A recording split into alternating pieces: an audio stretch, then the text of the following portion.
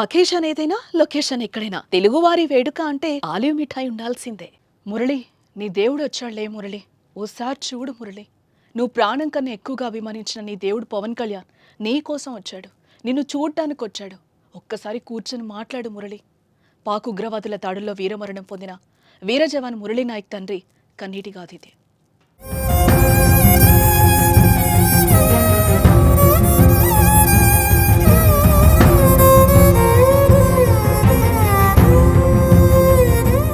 కల్లితండ శోకసంద్రంగా మారింది.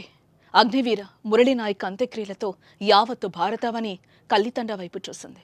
ఆపరేషన్ సింధూర్లో భాగంగా ఈ నెల 9న పాకిస్తాన్ ముష్కరుల తూటాలకు కశ్మీర్లో అసువులు బాసిన ముడావత్తు మురళీ నాయక్ అంత్యక్రియలు ప్రభుత్వ సైనిక లాంఛనాల నడుమ కుటుంబ పెద్దల సమక్షంలో సంప్రదాయ పద్ధతిలో మృతదేహాన్ని ఖననం చేశారు. అంత్యక్రియలో పాల్గొన్న వారిలో ఎవరిని పలకరించినా భావోద్వేగాలే కనిపించాయి.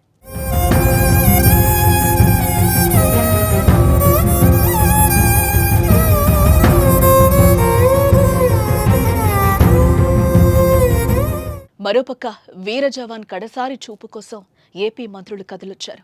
మురళీ నాయక్ పార్థివ దేహానికి డిప్యూటీ సీఎం పవన్ కళ్యాణ్, మంత్రులు నారా లోకేష్, సత్యకుమార్ సహా పలువురు మంత్రులు, ఎమ్మెల్యేలు, ప్రజాప్రతినిధులు నివాళులర్పించారు.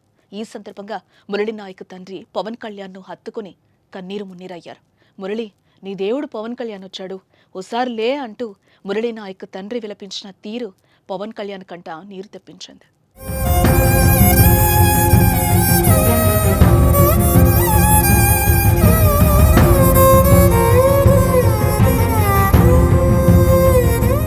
మరోపక్క మురళీ నాయక్ కుటుంబానికి రాష్ట్ర ప్రభుత్వం తరపున 50 లక్షల ఆర్థిక సహాయం, 5 ఎకరాల భూమి, ఇంటి స్థలం, కుటుంబంలో ఒకరికి ప్రభుత్వ ఉద్యోగం కల్పిస్తామని పవన్ కళ్యాణ్, నారా లోకేష్ హామీనిచ్చారు. అయితే వీర జవాన్ మురళీ నాయక్ పవన్ కళ్యాణ్కు వీరాభిమాని. పవన్ను ఈ విధంగా తన దగ్గరికి రప్పించుకోవడం బాధాకరమని మంత్రి సత్యకుమార్ అన్నారు.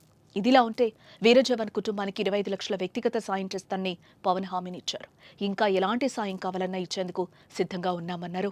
మురళీ నాయక్ కుటుంబానికి భగవంతుడు ధైర్యం ఇవ్వాలని పవన్ ఆకాంక్షించారు.